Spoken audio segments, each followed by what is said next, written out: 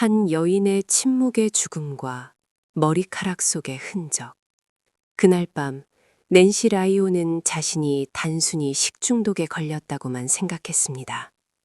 그 집안의 누구도 수개월 동안 지속된 복통이 일반적인 질병이 아니라 느리고 조직적으로 진행된 중독 과정의 신호라는 사실을 알지 못했습니다. 낸시가 37살의 나이로 사망했을 때 의사는 종양도, 기저질환도, 사고의 흔적도 발견하지 못했습니다. 그녀의 머리카락을 아주 작게 잘라낸 후에야 비로소 비밀이 서서히 드러나기 시작했고, 무관해 보였던 남편이 수사의 중심에 서게 되었습니다.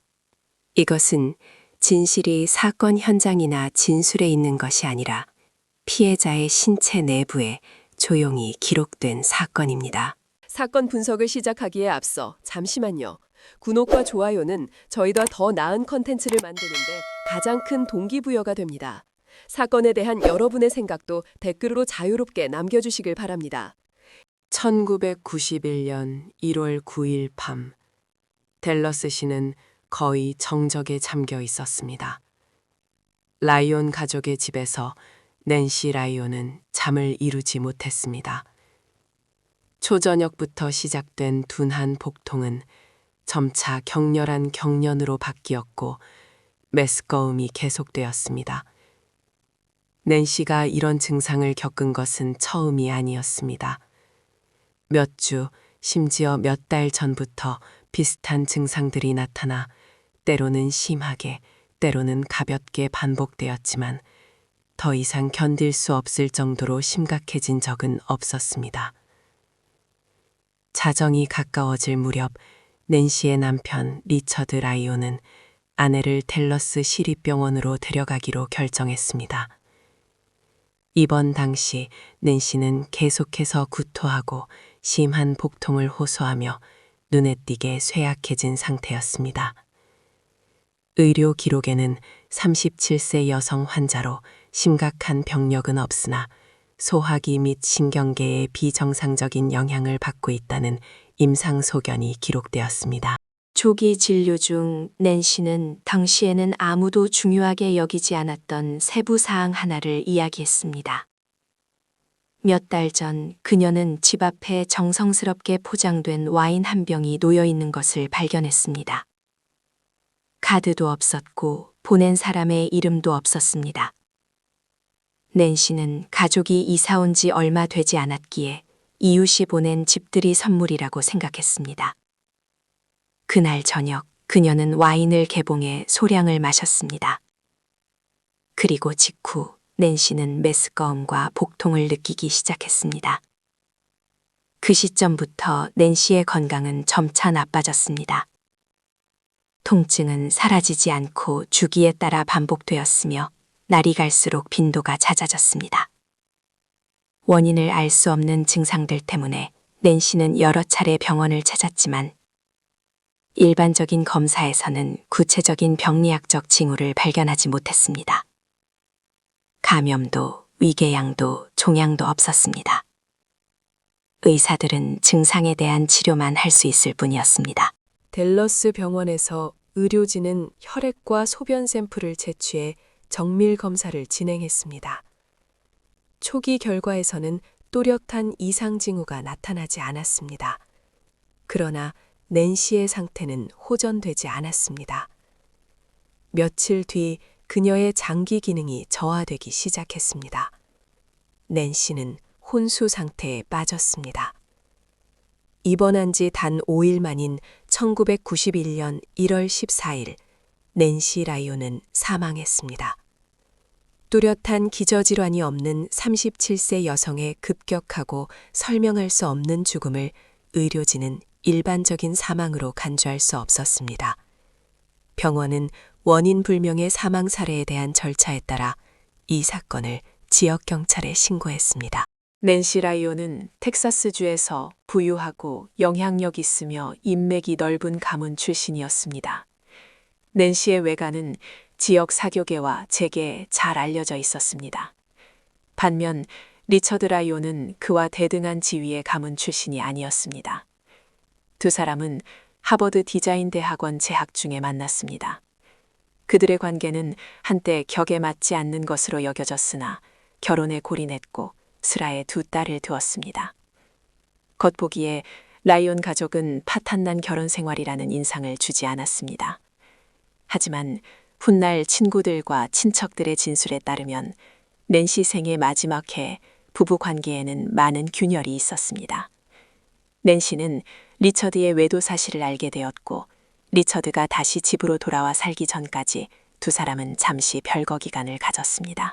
낸시가 사망한 시점에서는 이러한 세부 사항들이 아직 핵심 요소로 간주되지 않았습니다. 우선 단골이 확인해야 할 것은 낸시가 무엇 때문에 죽었는가였습니다. 법의학 검시관은 질병 징후나 물리적 손상을 찾는 데 중점을 두고 부검을 진행했습니다. 결과적으로 낸시의 장기에서는 만성 질환이나 자연적인 원인에 의한 뚜렷한 손상이 발견되지 않았습니다. 심각한 내부 출혈도, 종양도, 광범위한 감염도 없었습니다. 그러나 독성 검사는 사건을 완전히 다른 방향으로 이끌었습니다. 전문가들은 낸시의 혈액 샘플에서 다량의 비소를 발견했습니다. 비소는 무기 독성 물질입니다.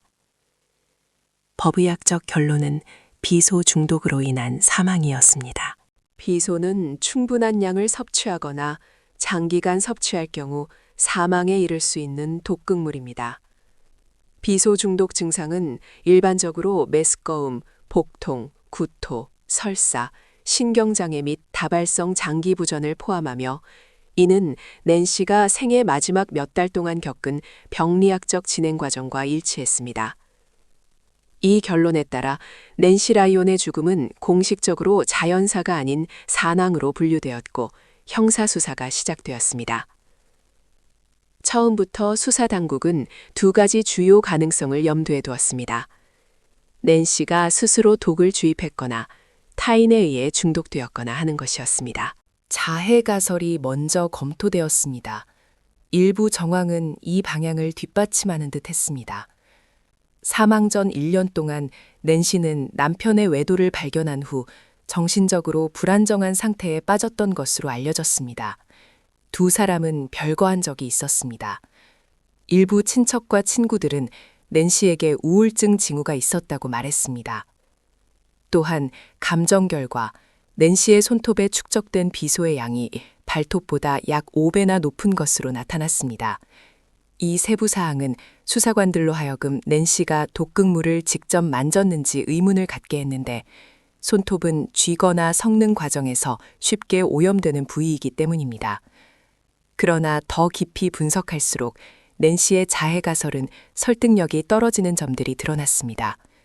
특히 장기간에 걸친 비소 중독은 극심한 고통을 수반하는 과정입니다. 이는 즉각적이지 않으며 중독된 사람이 오랜 기간 동안 점점 더 심해지는 증상을 견뎌야 함을 의미합니다. 낸시는 두 딸에게 매우 헌신적인 어머니였습니다. 그녀가 자살 의도를 내비쳤다는 증거는 없었습니다. 더 중요한 것은 입원 후 혼수 상태에 빠지기 전까지 낸시에게 의식이 있는 시간이 있었다는 점입니다. 만약 스스로 독을 먹었다면 이론적으로 의사나 가족에게 그 사실을 분명히 말할 수 있었습니다. 하지만 그러한 유언은 기록되지 않았습니다. 이러한 이유들로 자해 가설은 점차 배제되었습니다. 수사는 낸시가 독살당했을 가능성으로 중심을 옮겼습니다. 타살 가능성을 검토하면서 경찰은 낸시에게 해를 가할 동기가 있는 사람들을 조사하기 시작했습니다. 뜻밖에도 가족 범위를 벗어난 다른 수사 방향이 나타났습니다. 경찰은 낸시가 공금 횡령 혐의와 관련된 재판에 증인으로 출석할 예정이었다는 사실을 알게 되었습니다. 해당 재판의 피고인은 그녀의 전 직장 상사였습니다. 친구들의 증언에 따르면 낸시는 이 재판에 참여하는 것을 걱정했습니다. 그녀는 개입하지 말라는 내용과 그렇지 않으면 그녀와 가족이 벌을 받을 것이라는 협박 쪽지를 받았다고 말했습니다. 이 사실 때문에 수사관들은 낸시가 증언을 막기 위해 입막음을 당했을 가능성을 고려했습니다. 그러나 이 방향의 수사는 빠르게 막다른 골목에 다다랐습니다. 협박 쪽지의 출처를 확인할 수 없었습니다. 지문도 목격자도 없었으며 횡령 사건 관계자가 낸시가 중독된 기간 동안 그녀에게 접근했다는 증거도 없었습니다. 이와 병행하여 경찰은 낸시의 생활 환경을 계속 조사했습니다. 침실에서 그들은 개인 일기장을 발견했습니다. 일기 내용에는 긴장된 결혼 생활, 불안한 심리 상태, 그리고 특히 충격적인 고발 내용이 포함되어 있었습니다. 낸시는 어렸을 때 친오빠에게 성적 학대를 당했다고 썼습니다. 이 일기 내용에 따르면 낸시는 오빠에 대한 두려움을 묘사하며 그가 행동을 통제하기 어려운 성향이 있다고 주장했습니다. 이 정보로 인해 낸시의 오빠가 용의선상에 올랐습니다. 신문 과정에서 낸시의 오빠는 혐의에 대해 격렬하게 반발했습니다. 그는 여동생이 왜 그런 글을 썼는지 이해할 수 없다며 혐의를 전면 부인했습니다. 외가 식구들 또한 충격을 받았으며 일기 내용이 사실을 반영하지 않는다고 주장했습니다. 오히려 낸시의 가족은 일제히 리차드 라이온에게 의혹의 눈길을 돌렸습니다. 그들은 리차드의 외도, 여자친구에게 돈을 낭비한 사실, 그리고 낸시가 사망하기 전 부부 관계가 심각하게 악화되었다는 점을 강조했습니다. 낸시의 아버지는 중요한 세부 사항을 추가로 제공했습니다. 최근 리처드의 생활 방식이 이전보다 물질적으로 변했다는 것입니다. 낸시는 공동은행 계좌에서 남편의 이름을 삭제했는데 이는 두 사람 사이의 재정적 신뢰가 무너졌음을 보여주는 조치였습니다. 낸시 라이온의 자해 가능성을 점차 배제한 후 수사당국은 핵심적인 문제에 직면했습니다. 만약 낸시가 독살당했다면 그 행위는 언제, 얼마나 오랫동안 일어났는가?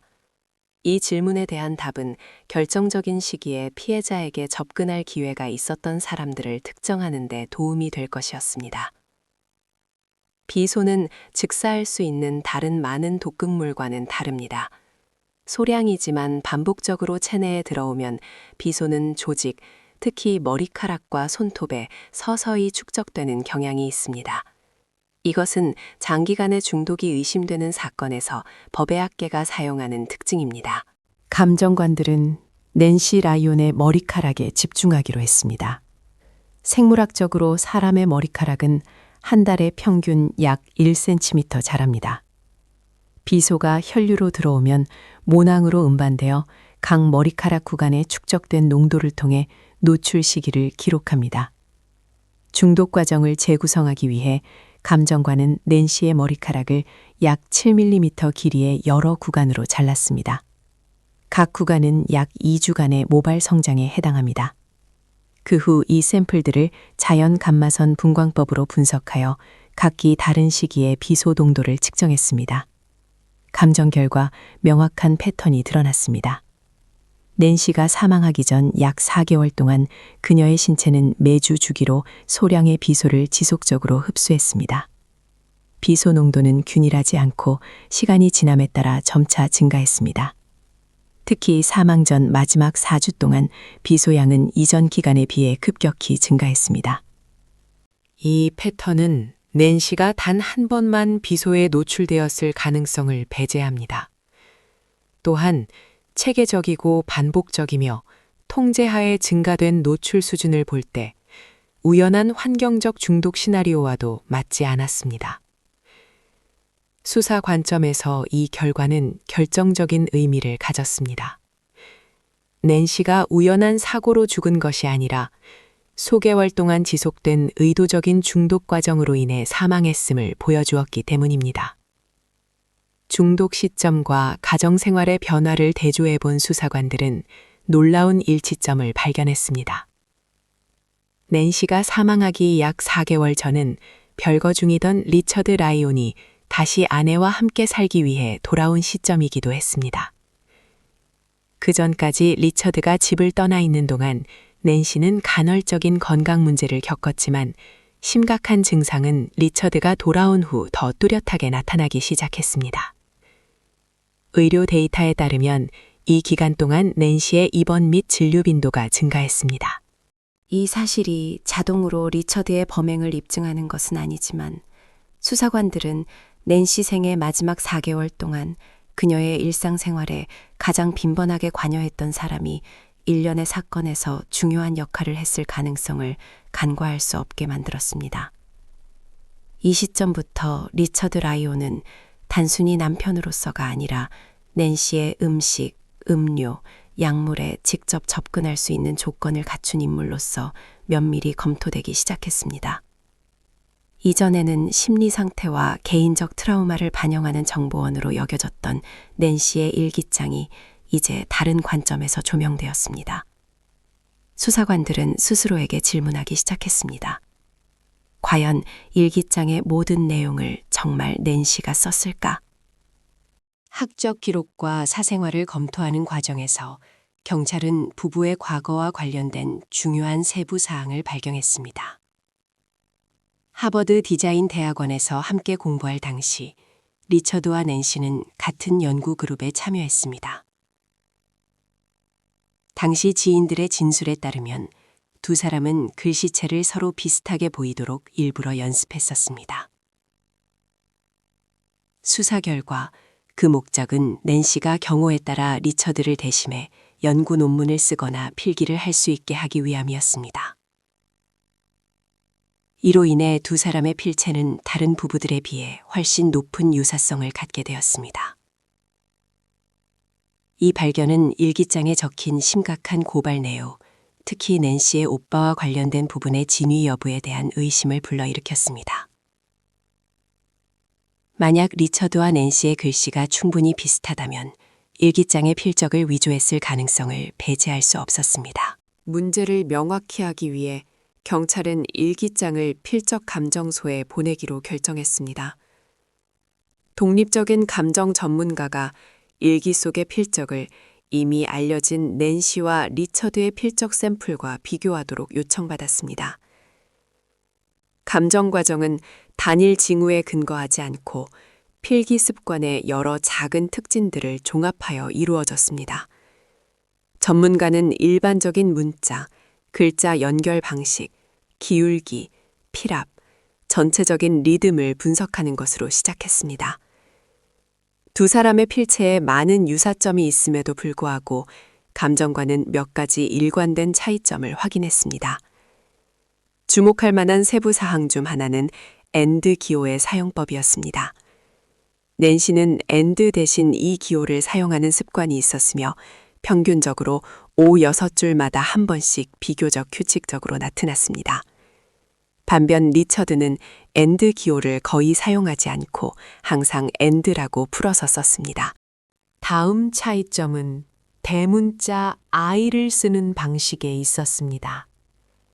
낸시는 보통 글자의 머리와 바닥에 가로줄을 긋는 반면 리처드는 세부 장식 없이 단순한 수직선으로 I를 쓰는 경향이 있었습니다. 소문자 F 역시 분석되었습니다. 낸시는 글자의 아랫부분을 시계 반대 방향으로 돌려 독특한 곡선을 만드는 반면 리처드는 시계 방향으로 획의 궤적을 그리며 다르게 썼습니다. 이러한 특징들을 일기장과 대조했을 때 감정 전문가는 낸시의 오빠가 성적 학대를 했다고 고발하는 부분이 낸시보다는 리처드의 필적 특징과 더 많이 일치한다는 것을 발견했습니다. 필적 감정 결과가 일기장 전체가 위조되었다고 단정하지는 않았습니다.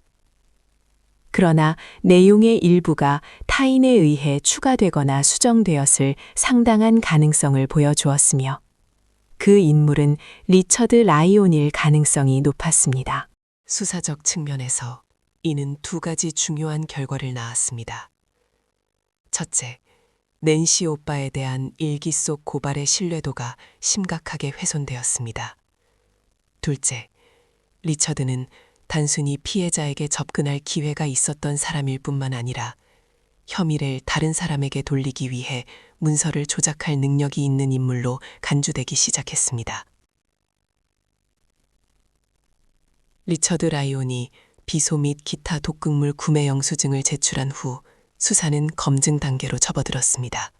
만약 이 문서가 유효하다면 낸시 라이온이 스스로 독을 섭취했다는 가설을 뒷받침할 수 있었습니다. 반대로 영수증이 신뢰할 수 없다면 이는 수사기관을 교란하기 위한 조작의 증거가 될 것이었습니다.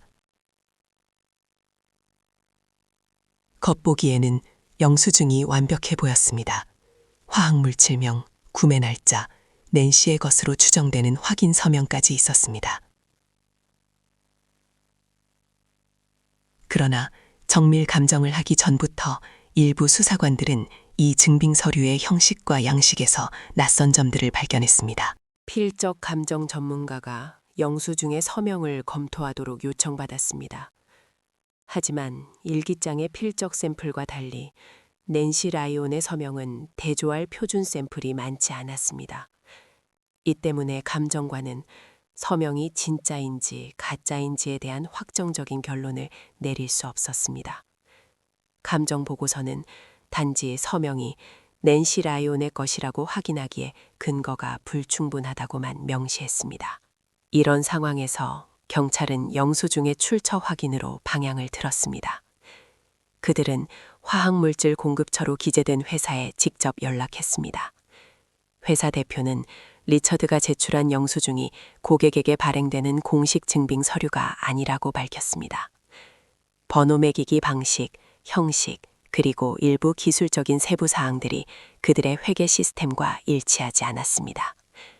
더 중요한 것은 해당 회사가 영수증에 적힌 기간 동안 낸시 라이온에게 비소를 판매한 기록이 없다고 확인했다는 점입니다. 이 정보로 인해 증빙 서류의 법적 가치는 거의 0이 되었습니다. 영수증을 반박하는 데 그치지 않고 경찰은 비소가 구매되고 운송된 경로를 계속 추적했습니다. 추가 수사 과정을 통해 그들은 관련 화학물질이 우체국의 한 사서함으로 발송되었으며 그 사서함의 명의가 리처드 라이온임을 발견했습니다. 이 세부사항은 중요한 의미를 가집니다. 합법적인 거래에서 화학물질 구매는 대개 자택이나 직장 주소로 배송되며 특히 구매자가 신원을 숨길 정당한 이유가 없을 때는 더욱 그렇습니다.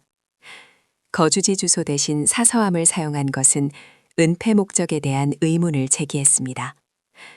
수사당국 입장에서 이 발견은 낸시가 자신을 위해 주도적으로 독극물을 구매했다는 주장을 상당히 약화시켰습니다. 낸시가 정말 자해할 의도였다면 화학물질을 받는데 남편의 이름을 사용할 뚜렷한 이유가 없었기 때문입니다. 또 다른 전환점은 낸시의 임종 전 며칠을 치료했던 담당 의사가 소환되어 상세한 진술을 제공했을 때 나타났습니다. 의무 기록과 의사의 진술에 따르면 의식이 있던 일부 순간에 낸시는 입원 전 몇 달 동안 일어난 일에 대해 이야기했습니다. 낸시는 리처드가 건강을 보충하는 데 효과가 있다며 비타민이라고 말한 캡슐 알약을 주었다고 말했습니다. 낸시가 자주 피로하고 소화 문제를 겪던 상황이었기에 비타민을 복용하는 것은 이상한 일이 아니었습니다. 낸시가 이 알약들을 의심했다는 징후는 없었습니다.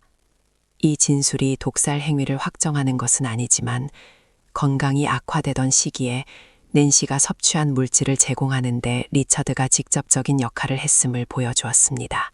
의사의 정보를 바탕으로 경찰은 라이온 가족의 집을 압수수색했습니다. 집안의 모든 약품, 건강보조식품, 비타민이 감정을 위해 압수되었습니다.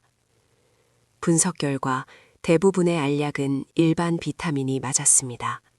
그러나 그중 두 알에서 탄산 바륨이 검출되었습니다. 이는 독성 화합물로 주로 유리 및 도자기 제조와 같은 공업용으로 사용됩니다. 탄산 바륨은 비소는 아니지만 삼킬 경우 중독을 일으킬 수 있는 물질입니다. 비타민으로 포장된 알약에서 이 화합물이 발견된 것은 심각한 문제를 제기했습니다. 약물에 손을 댄 흔적이 있다는 것입니다. 탄산 바륨의 존재는 이전에 독살 시도가 있었을 가능성을 시사했습니다. 하지만 독성 물질이 포함된 알약의 수가 매우 적고 즉시 사망에 이를 정도는 아니었기에 이 행위가 즉각적인 결과로 이어지지는 않았습니다. 이 발견을 머리카락 분석 결과와 비교했을 때 수사관들은 일치점을 발견했습니다. 중독 초기 단계에서 낸시 체내의 비소 농도는 낮은 수준이었다가 시간이 지나면서 증가했습니다. 이는 초기 독살 방식이 원하는 효과를 내지 못하여 독극물의 종류나 복용량을 변경했을 것이라는 가설과 일치했습니다. 그러나 이 시점에서도 수사당국은 특정 개인의 의도나 전략에 대한 결론을 내리는 것을 피했습니다. 그들의 임무는 증거를 계속 수집하고 대조하는 것이었습니다. 입원 당시 낸시가 이야기했던 집 앞에 놓여 있던 정성스럽게 포장된 와인 한 병에 대한 세부 사항이 새로운 맥락에서 재검토되었습니다. 경찰은 와인이 낸시의 체내에 독을 주입한 수단 중 하나였을 가능성을 제기했습니다. 특히 그녀가 와인을 마신 직후 첫 증상이 나타났다는 점을 고려할 때 더욱 그랬습니다. 하지만 그 와인병은 이미 몇 달 전에 소비되어 감정할 실물이 남아있지 않았기에 이 가설은 물증으로 검증할 수 없었습니다. 이는 직접적인 증거가 아닌 임상적 진행 과정과 부합하는 정황으로만 기록되었습니다. 물적 증거와 병행하여 검찰은 존재할 수 있는 동기를 검토하기 시작했습니다. 보험 기록에 따르면 낸시 라이온은 약 50만 달러 상당의 생명보험에 가입되어 있었고 리처드 라이온이 주요 수혜자였습니다. 또한 가족과 친구들의 진술에 따르면 리처드는 다른 여성과 관계를 맺고 있었으며 자신만의 삶을 꾸릴 계획을 가지고 있었습니다. 이러한 요소들은 개별적으로는 범죄의 증거가 되지 않습니다. 그러나 독극물, 약물, 위조 문서에 대한 발견과 전체적으로 결합되었을 때 이는 수사의 큰 그림을 보완하는 의미 있는 정황이 되었습니다. 수집된 증거들, 독성 감정 결과, 머리카락 분석, 유효하지 않은 영수증에 대한 결론, 비소의 이동 경로, 알약에서 발견된 탄산 바륨, 의사의 증언을 바탕으로 검찰은 리처드 라이온을 기소할 충분한 근거가 있다고 판단했습니다. 리처드는 오랜 기간 동안 다양한 방법을 사용하여 아내를 독살하고 문서를 위조하고 수사 방향을 혼란스럽게 하는 정황을 만들어 자신의 행위를 은폐하려 했다는 혐의를 받았습니다. 1991년 12월 낸시 라이온이 사망한 지 거의 1년 만에 텍사스주에서 이 사건에 대한 재판이 공식적으로 열렸습니다. 이는 살인 혐의의 심각성뿐만 아니라 부유한 가정 배경, 갈등이 많은 결혼 관계, 수개월에 걸쳐 진행된 정교한 범행 방식 때문에 지역 여론에 큰 관심을 끈 재판이었습니다. 리처드 라이온은 1급 살인 혐의로 기소되었습니다. 공소장에는 피고인이 장기간에 걸쳐 비소와 기타 독극물로 아내를 고의로 중독시켜 1991년 1월 14일 피해자를 사망에 이르게 했다고 명시되어 있었습니다. 법정에서 검찰은 단 하나의 증거에 집중하지 않고 사건을 논리적으로 연결된 일련의 정황들로 제시했습니다. 주장의 핵심은 가장 객관적인 토대로 여겨지는 과학적 감정 결과였습니다. 검찰은 낸시 라이온이 비소 중독으로 사망했음을 확인하는 독성학 결론을 제시했습니다. 이어 머리카락 분석을 통해 피해자가 사망 전 4개월 동안 소량이지만 지속적으로 비소에 노출되었으며 마지막 4주 동안 급격히 증가했음을 보여주었습니다. 검찰에 따르면 이 패턴은 사고나 자해와 맞지 않으며 의도적인 복용량 조절을 보여주는 것이었습니다. 검사들은 중독 시기와 리처드 라이언이 별거 후 아내와 다시 살기 위해 돌아온 시기가 일치한다는 점을 강조했습니다. 그들은 이 기간 동안 리처드가 낸시의 음식, 음료, 약물에 가장 빈번하게 접근할 수 있는 사람이었다고 주장했습니다. 또 다른 중요한 내용은 필적 감정 결과였습니다. 검찰은 낸시의 오빠가 성적 학대를 했다고 고발하는 일기장의 부분들이 리처드의 필적 특징을 가진 것으로 확인되었다고 발표했습니다. 이 주장에 따르면 그러한 내용을 추가로 작성한 것은 의심을 다른 사람에게 돌리려는 시도를 보여주는 것이었습니다. 독극물 구매 영수증에 대해 검찰은 리처드가 제출한 서류가 화학회사에서 발행한 유효한 영수증이 아니라고 지적했습니다. 비소가 낸시의 주소가 아닌 리처드 명의의 사서함으로 배송되었다는 점은 은폐의 징후로 제시되었습니다. 검찰은 또한 낸시가 남편이 비타민이라며 알약을 주었다고 말한 담당 의사의 증언을 제시했습니다. 라이온의 집에서 압수한 일부 알약에서 탄산 바륨이 발견된 것은 알약이 조작되었다는 증거로 간주되었습니다. 마지막으로 검찰은 재정적 요소를 언급했습니다. 리처드 라이온은 낸시의 약 50만 달러 상당의 생명보험의 주요 수혜자였습니다. 검찰에 따르면 이것은 혐의를 설명할 수 있는 동기 중 하나였지만 동기가 유죄의 유일한 근거가 아니라 보완적 요소임을 강조했습니다. 리처드 라이온의 변호인 측은 각각의 증거 그룹에 대해 합리적 의심을 제기하는 데 집중했습니다. 그들은 리처드가 낸시의 음식이나 음료에 비소를 넣었다는 직접적인 증거가 없다고 주장했습니다. 리처드의 변호사는 낸시 라이온이 사망 전 1년 동안 특히 남편의 외도를 발견한 후 우울증 병력이 있었다고 주장했습니다. 그들에 따르면 낸시가 스스로 독을 섭취했을 가능성을 완전히 배제할 수 없으며 특히 손톱의 비소 함량이 발톱보다 높다는 점은 직접적인 접촉을 시사한다고 했습니다. 일기장과 관련하여 변호인 측은 리처드와 낸시의 필체가 비슷한 것은 하버드 재학 시절 함께 글씨 연습을 한 결과이며 필적 감정 결론은 추측일 뿐 절대적인 확실성을 갖지 못한다고 주장했습니다. 독극물 구매 영수증에 대해 변호사는 영수증의 서명이 낸시의 것이 아니라고 증명할 수 없음을 강조했습니다. 또한 사서함 사용이 반드시 범죄 의도를 의미하는 것은 아니라고 했습니다. 탄산바륨이 든 알약과 관련해서는 양이 매우 적고 치사량에 미치지 못하므로 조직적인 독살 음모를 증명할 수 없다고 반박했습니다. 전반적으로 변호인 측의 전략은 직접 증거의 부재를 강조하고 배심원들에게 검찰의 발견에 대해 다른 설명이 가능할 수 있음을 고려해달라고 호소하는 것이었습니다. 양측의 주장을 듣고 모든 증거를 검토한 후 배심원단은 개별적인 세부 사항보다는 사건의 일관성에 집중했습니다. 사건 기록에 따르면 배심원단은 독살 행위를 직접 목격한 증인은 없지만 간접 증거들을 나란히 놓았을 때 무죄로는 설명하기 어려운 논리적인 그림이 형성된다고 판단했습니다. 특히 머리카락 분석 결과는 피해자가 장기간 중독되었음을 보여주는 강력한 과학적 증거로 간주되었습니다. 비소 구매 영수증이 무효로 확인된 점과 독극물이 리처드 명의의 사서함으로 이동한 경로는 낸시가 자살했다는 주장을 상당히 약화시켰습니다.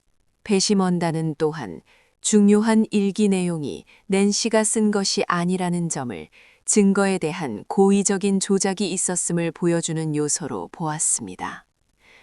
재판이 끝난 후 배심원단은 리처드 라이온에 대해 1급 살인 혐의 유죄를 판결했습니다. 법원은 이후 당시 텍사스 주법에 따라 리처드 라이온에게 무기징역을 선고했습니다. 1심 판결 후 리처드 라이온은 항소장을 제출하여 계속해서 무죄를 주장했고 재판 과정에서 증거 평가에 오류가 있었다고 했습니다. 그러나 1994년 항소법원은 항소를 기각하고 무기징역 원심을 확정했습니다. 항소가 실패함에 따라 리처드 라이온 사건은 법적으로 공식 종결되었습니다.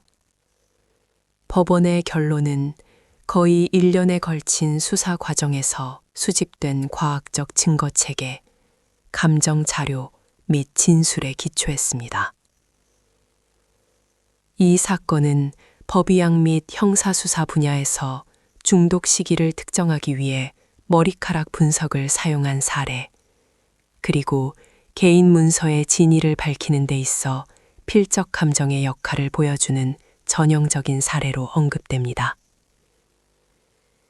낸시 라이온은 법의학에 의해 사망 원인이 명확히 밝혀진 장기간에 걸친 독살 사건의 피해자로 기록되었습니다. 리처드 라이온은 법적 효력이 있는 판결에 따라 법원의 결론대로 형사적 책임을 지게 되었습니다.